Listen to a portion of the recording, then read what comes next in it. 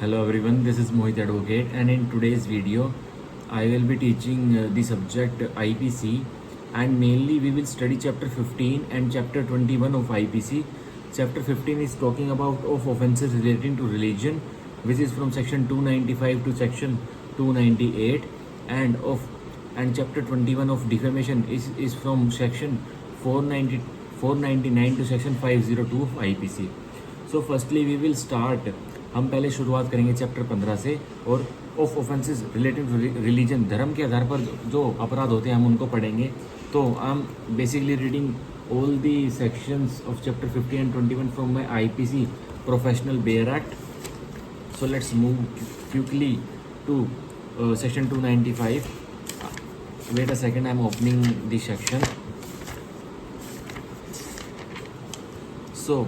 I'm starting with directly from section 295 of chapter 15, which is about of offences relating to religion. ऐसे अपराध जो सीधे किससे संदर्भ रखते हैं, धर्म से संदर्भ रखते हैं, तो उनके बारे में पढ़ेंगे. आज ये बहुत ही इंपॉर्टेंट टॉपिक है और आपको ये पता ही होना चाहिए. 295 सेक्शन 295 295, इंजरिंग और defiling place of worship with intent to insult the religion of any class. हानि पहुंचाना और डीफाइलिंग करना एक ऐसी जगह को जो कि एक वर्शिप की जगह है, जो एक पूजा पाठ की जगह है, with intent to insult the religion of any class, और इंटेंशन के साथ, मंशा के साथ इंसल्ट करना और डीफाइलिंग करना एक प्लेस ऑफ वर्शिप को.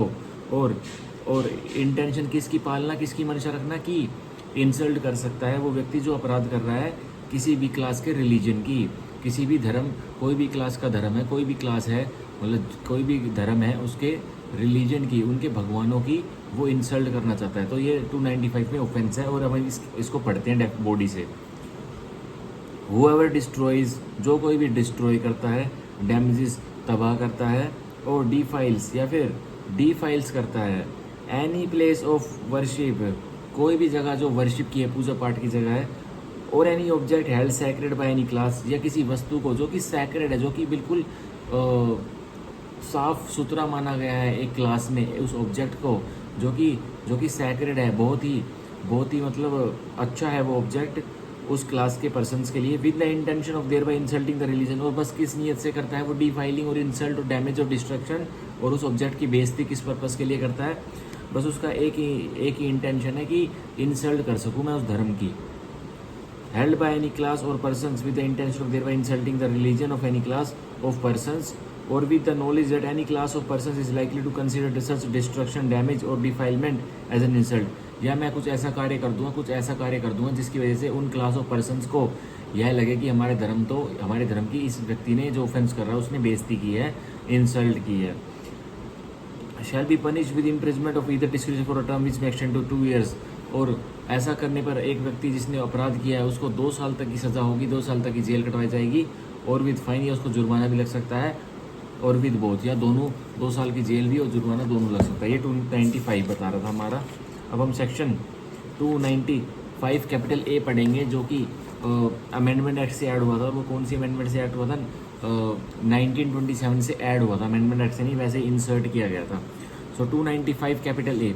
डेलिबरेट एंड मैलिशियस एक्ट्स, जानबूझकर और मैलिशियस मतलब अपमानजनक कार्य करना, intended to outrage religious feelings, और क्या इस इंटेंशन की वजह से करना कि इस कार्य से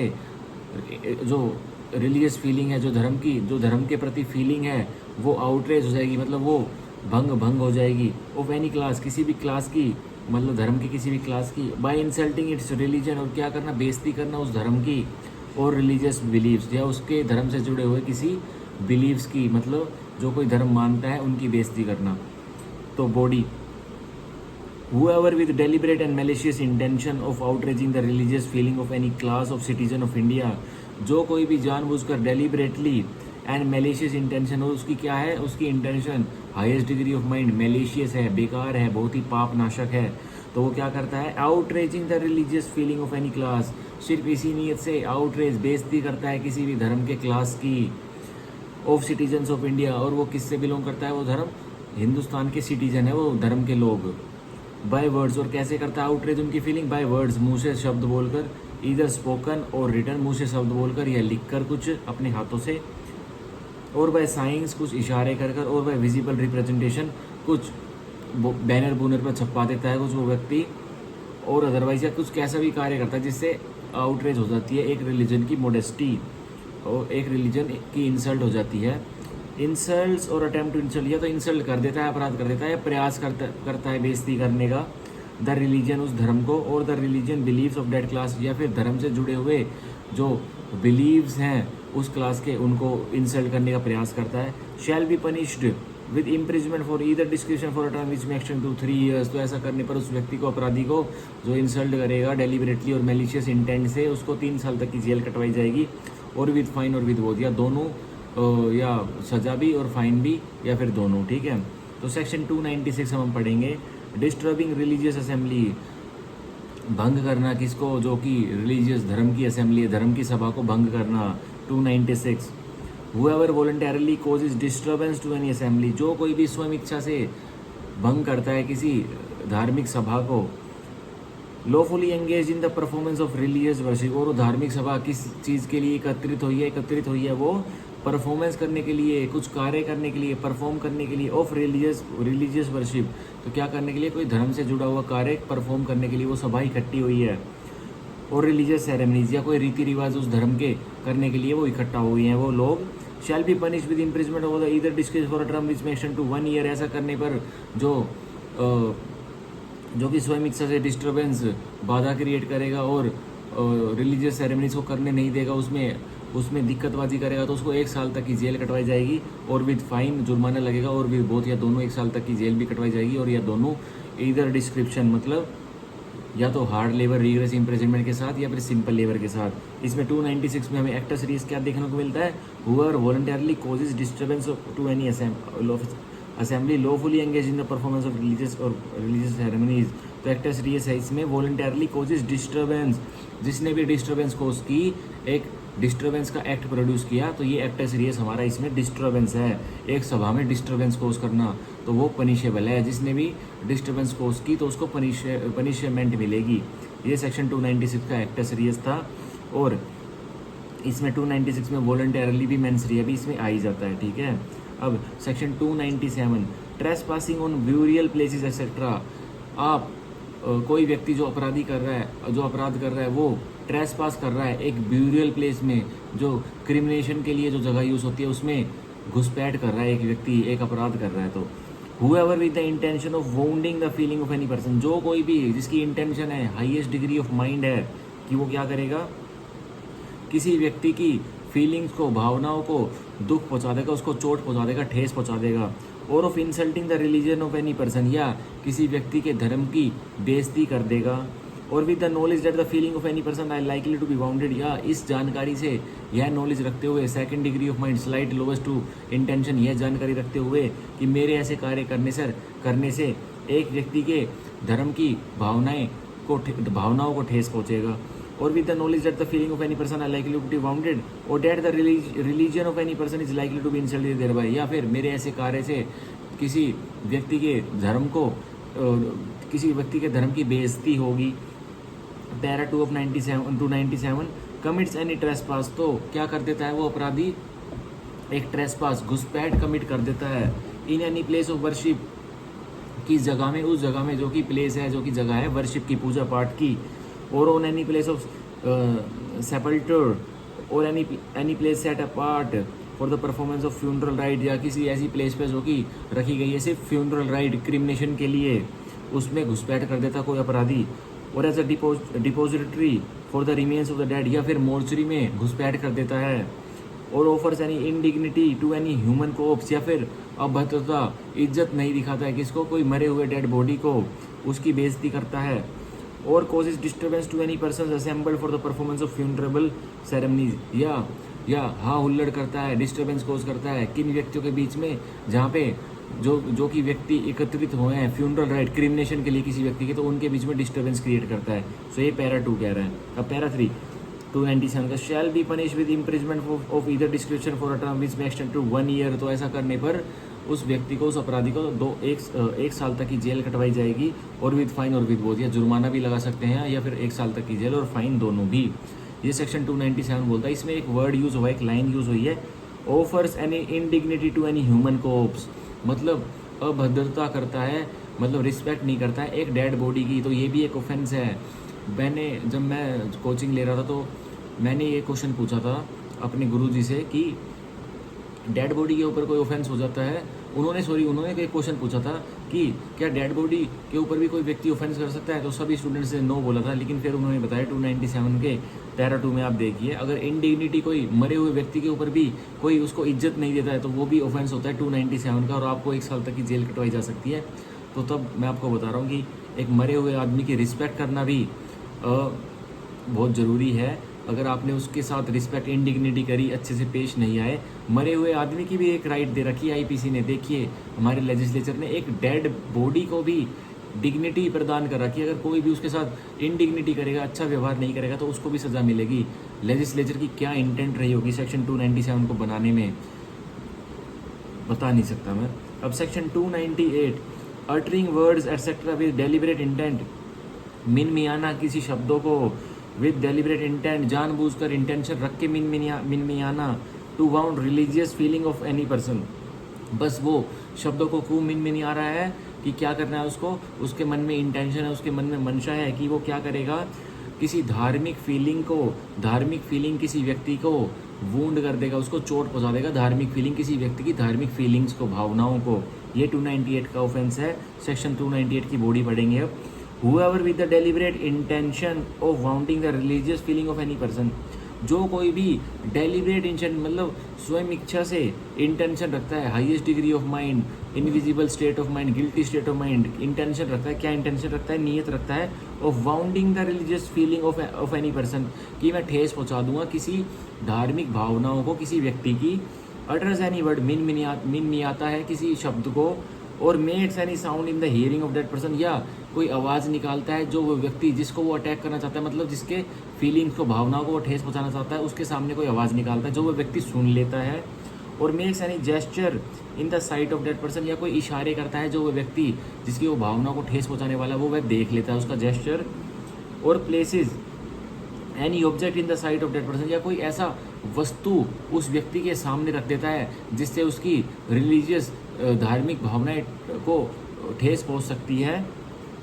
shall be punish with imprisonment of either decrease for a term which में एक्सटेंड टू 1 ईयर और विद फाइन और विद बोथ, तो ऐसा करने पर उस व्यक्ति को, उस अपराधी को 1 साल तक की जेल कटवाई जा सकती है, या फाइन भी लगाया जा सकता है, या दोनों, जेल भी और जुर्माना भी। ठीक है। सो इसका 298 सेक्शन 298 का एग्जाम्पल हम सीधा एक मूवी आई थी पीके, जिसका नाम पीके था। वो इतनी अच्छी मूवी नहीं थी, बहुत ही बेकार मूवी थी, मेरे को तो इतनी गंदी मूवी लगी थी, वो सही बता रहा हूँ, विदाउट एनी ऑफेंस। अगर उसमें सीधा ये 298 एक ऑफेंस, अगर वो रोबोट नहीं होता, कोई असल में व्यक्ति होता और वो ऐसा कार्य करता होता, जैसे वो उसमें आप में सीन याद होगा कि वो एक मस्जिद में जा रहा था और वाइन की बोतल लेके जा रहा था। सो वो वाइन की बोतल क्या थी, एक ऑब्जेक्ट थी, तो वो वाइन की बोतल से उन जो मुस्लिम पर्सन्स हैं जो उस गलियारे में थे, जिस गलियारे में वो जा रहा था, तो उनकी रिलीजियस फीलिंग्स को ठेस पहुंची थी, तभी तो वो उसके पीछे भागे थे। पर वो रोबोट था और फिल्म थी, पर असलियत में कोई ऐसा करेगा तो उसको 1 साल तक की जेल कटवाई जाएगी और जुर्माना भी देना पड़ेगा। 298 आईपीसी यही बोल रहा है। सो हमारे यहाँ पर ख़त्म हो जाते हैं चैप्टर 15 के ऑफेंसेस। हम सीधा डायरेक्टली जंप करेंगे चैप्टर 21 के ऑफेंसेस पर, जो कि बोलता है of defamation. Chapter 21 of defamation, बदनामी करना। सेक्शन 499 डिफेमेशन, बदनामी। हुएवर बाय वर्ड्स, जो कोई भी शब्दों से, ईदर स्पोकन और इंटेंडेड टू बी रीड, या तो मुंह से बोले हुए या फिर इंटेंशन रखते हुए कि मैं कोई पेज पे कुछ वर्ड्स लिखूंगा और वह व्यक्ति जिसकी बदनामी होनी है वह उसे पढ़ेगा, मतलब रीड करेगा। और बाय साइंस, या इशारों से कुछ अपने मतलब इशारे करना, अभद्र। और बाय विजिबल रिप्रेजेंटेशन, या कुछ बैनर पर स्वयं कुछ लिखवा देना, छपवा कर कुछ बैनर लटकवा देना, जैसे होर्डिंग्स पर कुछ लिखवा देते हैं, ऐसे कुछ करना। मेक्स और पब्लिशेस एनी इम्प्यूटेशन, खुद बना देता है या किसी से छपवा देता है, क्या इम्प्यूटेशंस, वो गंदे वर्ड्स, वो बदनामी वाले words. Concerning any person intending to harm, और वो बदनामी वाले वर्ड शब्द किससे चिंतित रख रहे हैं, किसको चिंता दे रहे हैं, एक व्यक्ति को, जो व्यक्ति छपवा रहा है, जो व्यक्ति उसे पढ़ेगा, और क्या नियत है उस वर्ड्स को छपवाने में, पब्लिश करवाने में, बस इंटेंशन है कि उस व्यक्ति को जो इन वर्ड्स को पढ़ेगा, जो मैं पब्लिश करवा रहा हूँ, उस व्यक्ति को हार्म होगा, हानि होगी।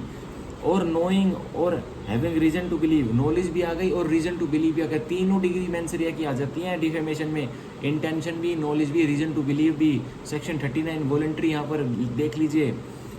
To believe that such imputation will harm, और या फिर रीजन टू बिलीव रखना, यकीन करने के कारण रखना कि अगर वो पढ़ेगा, वो व्यक्ति जिसकी आप बदनामी करने वाले हो, कि ये इम्प्यूटेशंस, जो बदनामी वाली इम्प्यूटेशन से शब्द हैं, वो हानि को, उसकी रेपुटेशन को, उसके नेचर को हार्म कर देंगी, हानि पहुंचा देंगी। The reputation of such person, क्या उस व्यक्ति के चरित्र को हानि पहुंचा देगी जो वो पढ़ेगा, जो आपने वर्ड्स पब्लिश कराए हैं। Is said except in the cases hereinafter excepted to defame that person, तो माना जाएगा उसने डिफेम किया है, बदनामी की है उस व्यक्ति की, पर इसमें एक्सेप्शंस हैं, 10 इसमें पूरी एक्सेप्शंस है जो हम आज पूरी करेंगे। बहुत ही इंपॉर्टेंट सेक्शन है डिफेमेशन, सबको पता ही होना चाहिए। ये बहुत बारीकी से ड्राफ्ट किया गया है और बहुत कम लोगों को पता है कि डिफेमेशन कैसे होती है, पर ये सबको पता होना चाहिए। दिन में अगर आप टॉक्सिक फ्रेंड्स में बैठते हो तो वो दिन में कम से कम आपकी 10 बार डिफेमेशन करते होंगे, और आपको पता होना चाहिए कब डिफेमेशन हुई है, कब नहीं हुई है। अपनी राइट्स जानिए, अपनी वैल्यू खुद कमाइए, किसी को अपनी बेइज्जती करवाने मत दीजिए, आपकी बदनामी करने मत दीजिए, ये बहुत ही बुरा है। हमारे लेजिस्लेचर ने पहले इसका इम्पैक्ट सोच लिया था, तभी तो चैप्टर 21 ऐड किया था। बदनामी, अगर कोई किसी की फालतू में बदनामी कर रहा है और वो बिल्कुल ग्राउंडलेस बातें हैं, तो आप उसके ऊपर मुकदमा कर सकते हो और उसको जेल कटवा सकते हो। तो अब इसकी हम 10 एक्सेप्शन है वो पढ़ेंगे। इन एक्सेप्शन में अगर कोई भी बदनामी वाली बात आ जाती है, कोई भी अगर पब्लिकेशन आ जाती है, तो वो एक्सेप्शन है, तो उसमें डिफेमेशन नहीं बनेगी, अन्यथा तो बनेगी अगर उनमें फॉल नहीं करती है। तो पहले तो हम एक्सप्लेनेशन पढ़ेंगे, इसमें टोटल 4 एक्सप्लेनेशन है, स्पष्टीकरण है जो डिफेमेशन को और एलोबरेट कर रहे हैं। सो एक्सप्लेनेशन 1, स्पष्टीकरण 1, it may amount to defamation, यह भी बदनामी हो सकती है। टू इम्प्यूट एनीथिंग, बोलना कुछ भी, टू अ डिसीज पर्सन, किसी व्यक्ति के जो मर चुका है उस व्यक्ति के बारे में इम्प्यूट करना, कुछ बातें बोलना। If the imputation would harm the reputation of dead person, अगर आपने जो बातें बोली हैं वो हानि करेगी उस व्यक्ति को जो कि मर चुका है। इफ़ लिविंग, अगर वो जीता होता, अगर वो जिंदा होता तो। And is intended to be hurtful, और किस नीयत से बोली गई है कि वो चोट पहुँचाए, हर्टफुल हो, बहुत ज़्यादा चोट पहुँचाए उस व्यक्ति के परिवार वालों को। To the feeling of his family, किसकी फीलिंग को, किसकी भावना को, उस मरे हुए व्यक्ति की फैमिली को। और अदर्स नियर रिलेटिव्स, या उसके जो नियर रिलेटिव रिश्तेदार हैं उनकी फीलिंग्स को, उनकी भावनाओं को वो इम्प्यूटेशन ठेस पहुँचाए, तो वो भी बदनामी होती है। ये स्पष्टीकरण एक स्पेशली बोलता है। फॉर एग्जांपल हम लेते हैं एक एग्जांपल, एक 70 साल का कोई एक व्यक्ति था, उसकी डेथ हो जाती है, और कोई उसके पड़ोस में रहने वाले जो व्यक्ति हैं उससे बहुत चिढ़ा करते थे, क्योंकि वो जिसकी व्यक्ति की डेथ हुई थी वो कोई SHO साहब थे, इंस्पेक्टर साहब थे, फॉर एग्जांपल ले रहा हूँ। और वो जैसे ही वो व्यक्ति मरता है 2-3 दिन बाद ये बोलते हैं, सोसाइटी में ये बातें फैलाते हैं, सही हुआ मर गया, बहुत रिश्वत लेता था। तो ये बात, फैक्ट, ये तथ्य बहुत ही बदनामी वाला है। अगर उसकी फैमिली की फीलिंग्स को ठेस पहुंचाने के लिए इंटेंशन थी कि बहुत पैसे लेता था, मर गया, सही हुआ, सो उन व्यक्तियों के ऊपर उसके फैमिली मेम्बर्स प्रोसिक्यूशन स्टार्ट कर सकते हैं, वो भी फौजदारी prosecution, criminal prosecution under the defamation, बदनामी की प्रक्रिया स्टार्ट कर सकते हैं। अब स्पष्टीकरण 2, explanation 2, it may amount to defamation to make an imputation concerning a company और एन एसोसिएशन और collection of persons as such, अगर ये भी डिफेमेशन, ये भी बदनामी में आती है। अगर कोई इम्प्यूटेशन, कोई झूठी बातें, कोई झूठे पब्लिकेशंस किससे संदर्भ रख रहे हैं, सीधे सीधे वो झूठी बदनामी किसी कंपनी के कार्यों से संदर्भित रख रही है, या कोई एसोसिएशन है, या उस एसोसिएशन में बहुत सारे व्यक्ति कंसर्न हैं, उनसे सीधा सीधा वो संदर्भ रख रही है वो बातें, वो इम्प्यूटेशन, तो ये भी डिफेमेशन एक बदनामी है उस कंपनी की और उस एसोसिएशन की। फॉर एग्जांपल हम एक एग्जांपल ले लेते हैं, एक बहुत अच्छी कंपनी है जो कि जिसकी रेपुटेशन बहुत अच्छी है, लेकिन मार्केट में सिर्फ उसकी बदनामी करने के लिए कि व्यक्ति उसके शेयर ना खरीद पाए, उसके शेयर मार्केट में उसकी वैल्यू डाउन हो जाए, तो ग्रुप ऑफ पीपल, बहुत सारे व्यक्ति एक प्लान बनाते हैं, इंटेंशन बनाते हैं, प्लान बनाते हैं कि हम तरह तरह की बात उस कंपनी के बारे में गलत शब्द फैला देंगे जिससे उस कंपनी को लॉस हो जाएगा, और हम उस कंपनी की इतनी बदनामी कर देंगे कि वो कंपनी बिल्कुल मलिया मेट हो जाएगी, उसका कुछ भी नहीं बचेगा। तो वो कंपनी भी उन व्यक्तियों के ऊपर प्रोसिक्यूशन स्टार्ट करवा सकती है ऑफ डिफेमेशन। तो यही मैं कहना चाह रहा हूँ, स्पष्टीकरण 2 यही बताती है साफ सीधी। अब explanation 3, an imputation in the form of an alternative, एक इम्प्यूटेशन जो कि बोलकर या फिर पब्लिकेशन के द्वारा या फिर बदनामी वाली बातें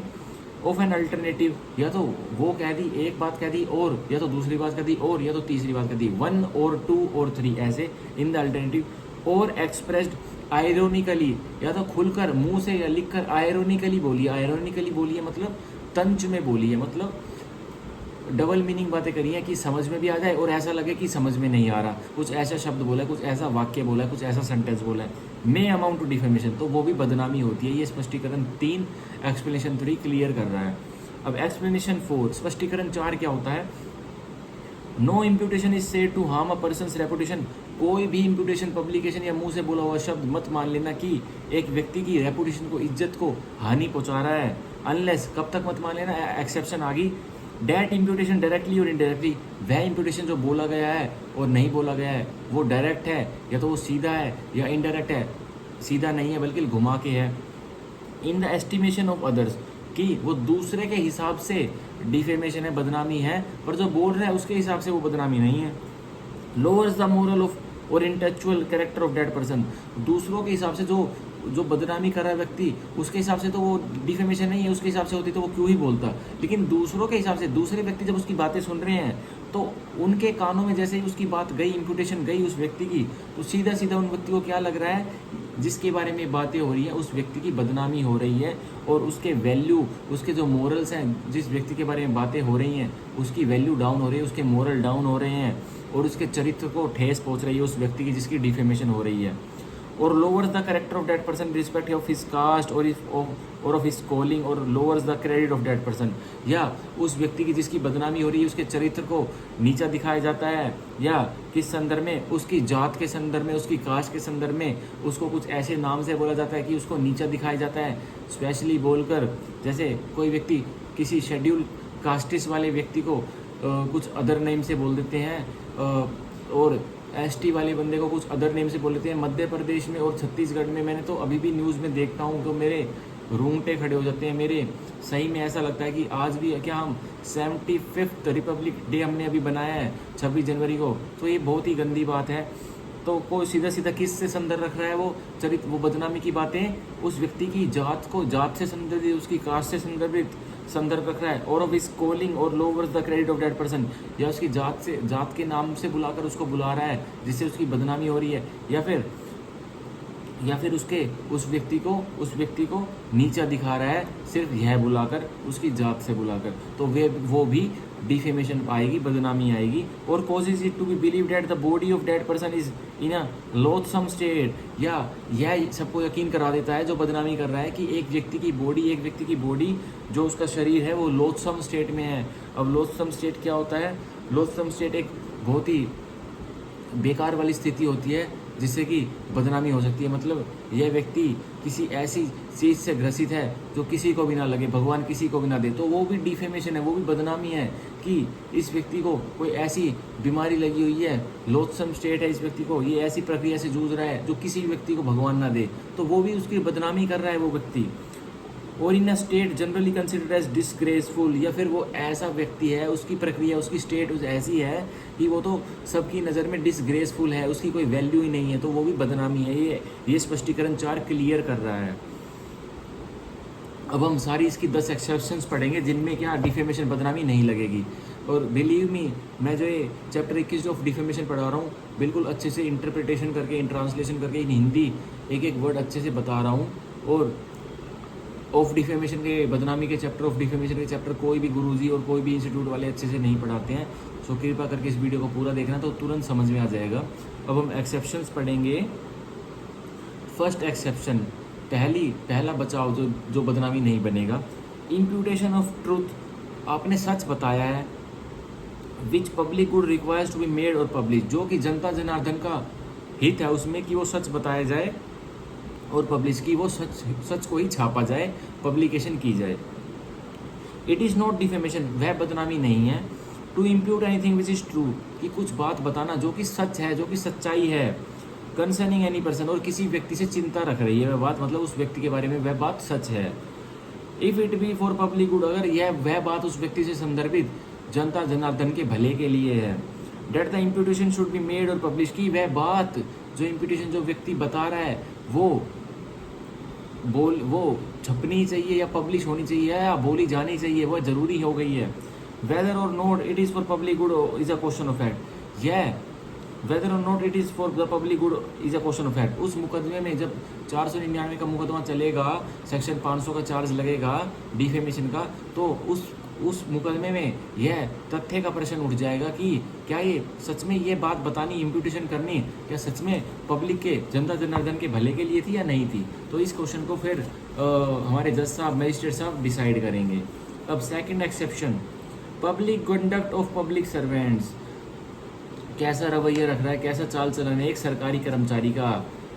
इट इज़ नॉट डिफेमेशन, यह भी बिल्कुल बदनामी नहीं है। To express in good faith, कि बयां करना अच्छे विश्वास में, एनी ओपिनियन, कोई भी राय, whether respecting the conduct of a public servant, किससे संदर्भ रख रही है, वो किसी सरकारी कर्मचारी के चरित्र से, उसके व्यवहार से।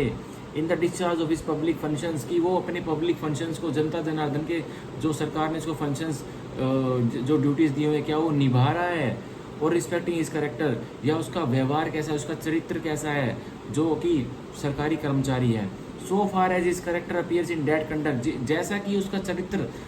दिखता है जब वो अपने ड्यूटीज़ निभा रहा है, पब्लिक को openly with a bare eyes दिख जाता है कि ये सरकारी कर्मचारी तो रिश्वत खो रहा है, ये तो पैसे खाता है, ये तो करप्ट है। सो वह बिल्कुल भी डिफेमेशन नहीं है, उसके आप मुंह पे बोल सकते हो। अगर तो वह करता है तो रिश्वतखोरी, करप्शन करता है, तो वह बिल्कुल भी बदनामी नहीं है उस व्यक्ति की। वो आप पर मुकदमा करेगा भी तो आपको एक्विटल मिलेगी, आपको बरी हो जाओगे। तो कोर्ट भी उसको कहेगा इन्होंने साबित किया है कि तुम रिश्वत खो रहे हो तो तुम हो, इसमें कोई भी डिफेमेशन नहीं है, बदनामी नहीं है। एंड नो फर्दर, और कुछ भी नहीं। ये सेकंड एक्सेप्शन थी। अब third exception, conduct of any person touching any public question, किसी व्यक्ति का व्यवहार जो कि क्या टच कर रहा है, कोई जनता जनार्दन का प्रश्न। इट इज़ नॉट डिफेमेशन, यह भी बदनामी नहीं है। To express in good faith, बयां करना अच्छे विश्वास में, एनी ओपिनियन, कोई भी राय, whatever respecting the conduct of any person, जो कुछ भी वो राय किससे संदर्भ रख रही है, एक व्यक्ति के व्यवहार से संदर्भ रख रही है। टचिंग एनी पब्लिक ओपिनियन, और उस व्यक्ति के व्यवहार से संदर्भ क्यों रख रही है, क्योंकि वो बात जो उसके व्यवहार से संदर्भ रख रही है वो सीधा सीधा किसको टच कर रही है, किसको छू रही है, किसी जनता जनार्दन के पर्सन को, जिससे जनता जनार्दन का लाभ है। Any and respecting his character, या फिर उस व्यक्ति के चरित्र से संदर्भ रख रही है। So far as his character appears in that conduct, जितना भी उसका चरित्र उस कंडक्ट को रिप्रेजेंट कर रहा है, उसका व्यवहार उसके चरित्र से सबको दिख रहा है कि इसका व्यवहार कैसा है, इस व्यक्ति का व्यवहार कैसा है। एंड नो फर्दर, और कुछ भी नहीं। तो सेकंड एक्सेप्शन हमारी सरकारी कर्मचारी के ऊपर थी, थर्ड एक्सेप्शन हमारी कॉमन व्यक्ति के ऊपर थी, जो कि सरकारी कर्मचारी नहीं है, एक कॉमन व्यक्ति है। अब fourth exception, publication of reports of proceedings of court, छापना किनको, रिपोर्ट्स को, जो कि अदालत की प्रक्रिया होती है, अदालत ने क्या प्रक्रिया करी, क्या ऑर्डर निकाला, तो उनकी पब्लिकेशंस। तो ये फोर्थ एक्सेप्शन बताता है। इट इज़ नॉट डिफेमेशन, यह बिल्कुल भी बदनामी नहीं है। To publish a substantially true report, की छाप देना एक सब्सटेंशियली ट्रू रिपोर्ट, मतलब बहुत हद तक एक सच्ची रिपोर्ट, मतलब 100% फैक्ट्स थे कोर्ट के पास, तो 80% फैक्ट्स उस व्यक्ति ने छापे हैं, पब्लिश किए हैं, तो वो सब्सटेंशियली ट्रू रिपोर्ट है, मतलब सच्चे फैक्ट्स छापे हैं और बहुत हद तक छापे हैं।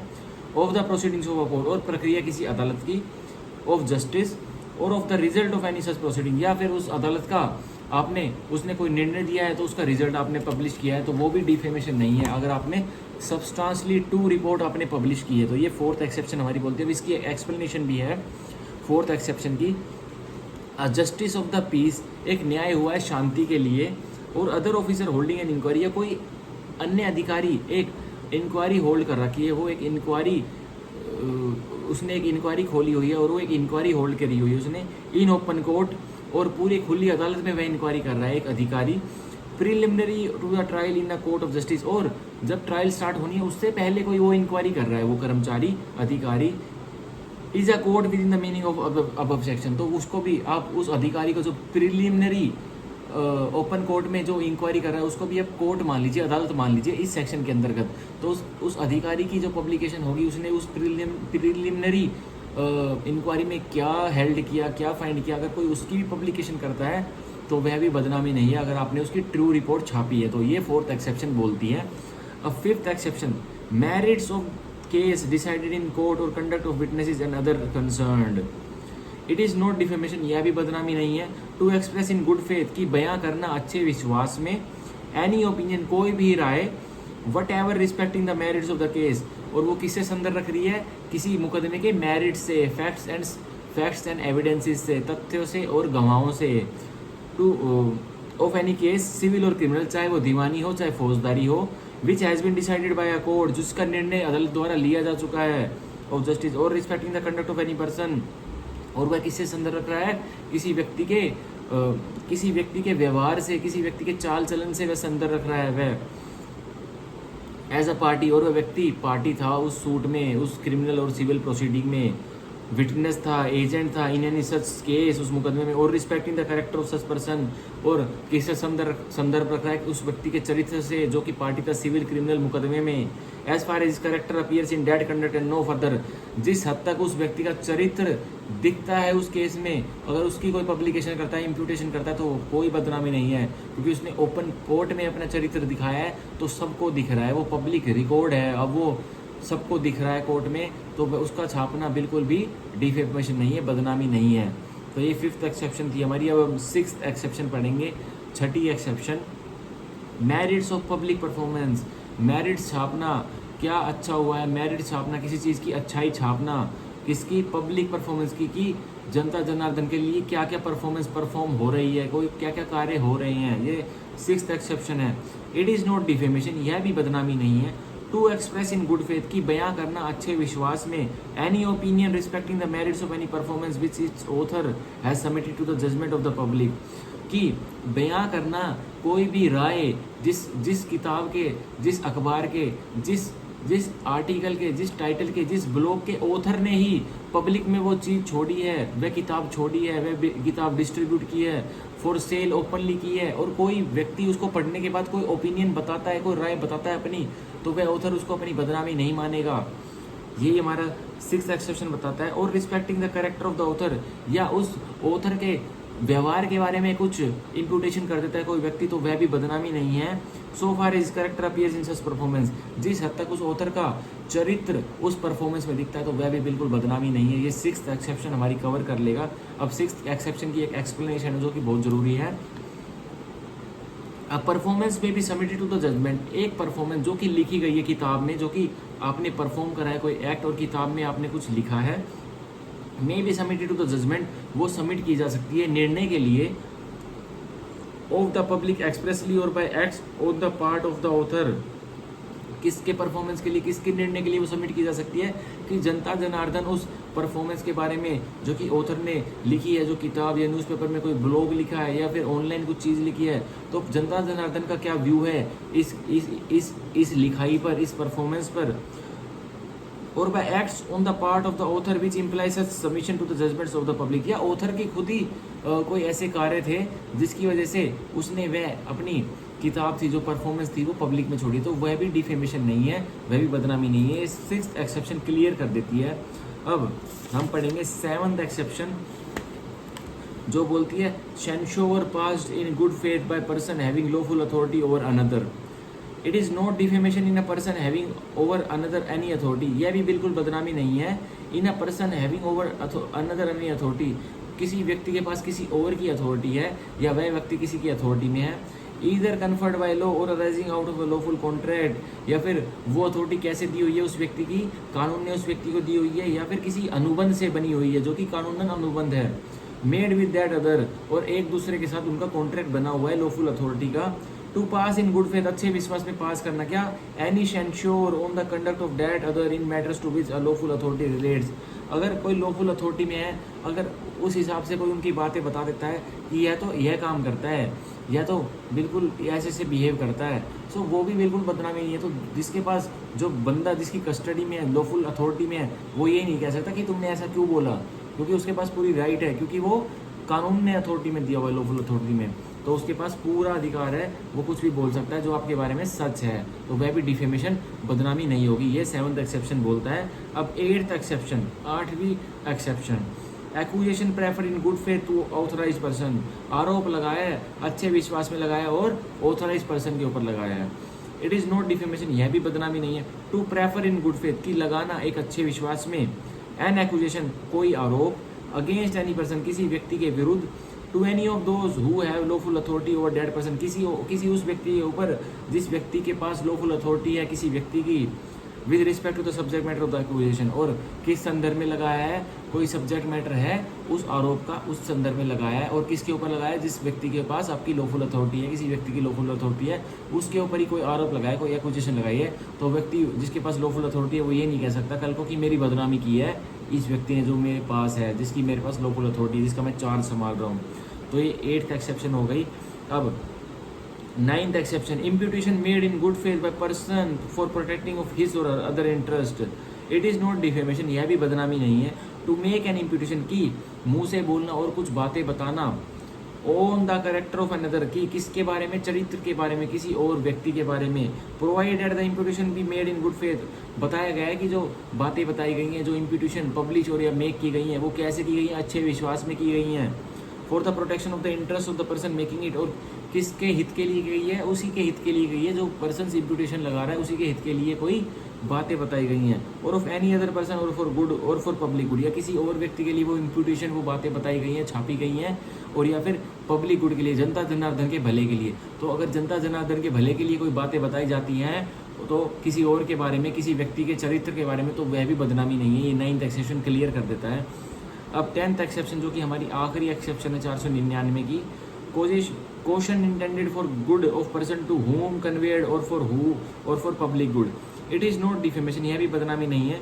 टू कन्वे या क्वेश्चन, की कोई क्वेश्चन, कोई जैसे कुछ घटना होने वाली है तो वह घटना को पहले ही कन्वे कर देना, मैसेज कर देना, संदेश दे देना, इन गुड फेथ अच्छे विश्वास में, to one person against another, कि एक व्यक्ति दूसरे व्यक्ति के विरुद्ध कोई घटना करने वाला है तो उस व्यक्ति को पहले सचेत कर देना। Provided such caution be intended for the good of the person to whom it is conveyed, बताया गया है कि जो वो कोजेशन है, जो कन्वे किया गया है, जो मैसेज कि आपके पास आपको कोई खतरा आने वाला है, वो अच्छे विश्वास में बताया गया हो और कन्वे किया गया, और of some person in whom that person is interested, या उस व्यक्ति द्वारा किया गया हो जो कोई व्यक्ति में संदर्भ ले रहा हो, रुचि रखता हो, और फॉर द पब्लिक गुड, या जनता जनार्दन के भले के लिए गया हो, तो वो भी बदनामी नहीं है। ये 10th एक्सेप्शन बताता है। अब हम सेक्शन 500 पढ़ेंगे, जो पनिशमेंट फॉर डिफेमेशन, बदनामी करने पर कितनी सज़ा मिलेगी वो बताता है। हुएवर डिफेम्स अनदर, जो कोई भी किसी की बदनामी करता है, shall be punish with simple imprisonment, तो उसको सज़ा मिलेगी सिंपल इम्प्रिजमेंट, जेल कटवाई जाएगी, फॉर अ टर्म विच में एक्सटेंड टू 2 years, और 2 साल तक की जेल कटवाई जाएगी, 1 साल से लेकर 2 साल तक की जेल कटवाई जाएगी, और विद फाइन, या फिर जुर्माना लगेगा, और विद बोथ, या दोनों, जेल भी और जुर्माना भी। अब हम पढ़ेंगे सेक्शन 501, प्रिंटिंग और engraving matters known to be defamatory, जानबूझकर प्रिंट करना और कुछ मैटर छापना, कुछ आकृतियां छापना जो कि पता है एक व्यक्ति को जो छाप रहा है कि ये बदनामी वाली हैं, ये 501 बताता है। whoever प्रिंट्स और एनग्रेव्स एनी मैटर, जो कोई भी छापता है या फिर आकृतियां बनाता है किसी मुद्दे पर, नोइंग और having good reason to believe, जानबूझकर जानकारी है कि ये बदनामी वाली बातें हैं, रीजन टू बिलीव, कारण करने के विश्वास हो सकता है, उसको यकीन करने का विश्वास हो सकता है, that such matter is defamatory of any person, की यह मैटर जो मुद्दा है ये किसी व्यक्ति की बदनामी से संदर्भ रखता है। Shall be punish with imprisonment for term which में एक्सटेंड टू 2 years, ऐसा करने पर भी, प्रिंट करने पर भी और एनग्रेव करने पर भी उस व्यक्ति को जो छापता है उसको 2 साल तक की जेल हो सकती है। तो ये सिंपली ये प्रेस वाले होते हैं, जो प्रेस वाले मतलब ये जो बैनर होर्डिंग छापते हैं, इनके ऊपर है कि अगर आप कोई ऐसा मैटर छापोगे जो आपको पढ़ने से ही लग रहा है कि ये तो डिफेमेटरी है, बदनामी वाला है, तो आपको भी 2 साल तक की जेल हो सकती है। ये फ्लैक्स बोर्ड वाले जो होते हैं, प्रिंटिंग प्रेस वाले होते हैं, इनके ऊपर है 501 सेक्शन स्पेसिफिकली। अब 502, सेल ऑफ प्रिंटेड और engraved substance containing defamatory matter, अब छपके रेडी हो गए वो मैटर जो बदनामी वाले थे, अब आप उनको बेच रहे हो, उनकी सेल कर रहे हो, पब्लिक में उनको बांट रहे हो, मतलब पैसों के लिए सेल कर रहे हो। हुएवर सेल्स और ऑफर फॉर सेल, जो कोई भी बेचता है या फिर बेचने का ऑफर रखता है, फॉर सेल एनी प्रिंटेड और एनग्रेव्ड सब्सटेंस, कोई भी प्रिंट की हुई सब्सटेंस या फिर कोई भी आकृति वाली सब्सटेंस कंटेनिंग डिफेमेटरी मैटर, और जिसमें क्या है, बदनामी वाला मुद्दा है, मैटर है,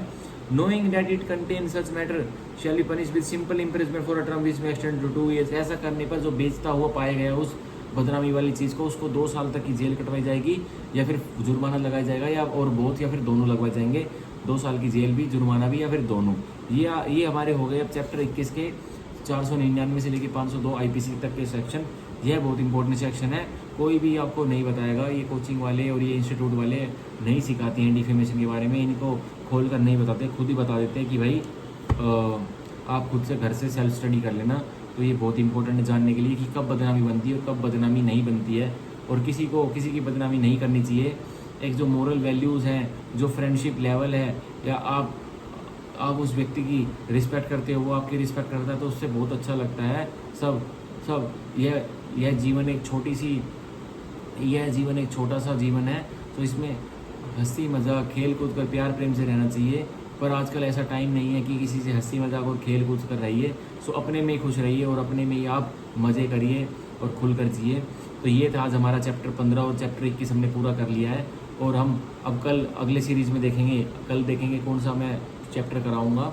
सो ये था आज का हमारा चैप्टर और lecture. Thank you, bye bye, take care.